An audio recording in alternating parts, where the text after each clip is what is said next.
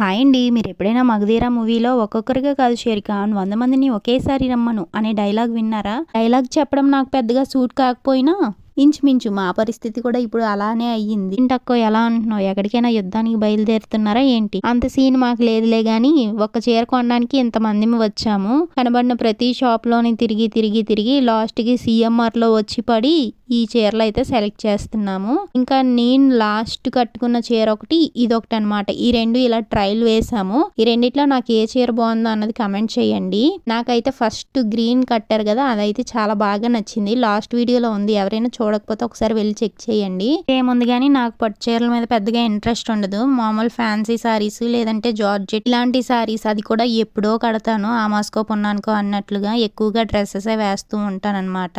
మరి మీకు ఎక్కువగా డ్రెస్సెస్ ఇష్టమా లేదంటే సారీస్ ఇష్టమా అన్నది నా కమెంట్ సెక్షన్ లో కమెంట్ చేసేయండి. వీడియో నచ్చితే ఒక లైక్ చేసి అలాగే మరిన్ని ఇలాంటి వీడియోస్ కోసం సబ్స్క్రైబ్ చేసుకోండి. Bye bye.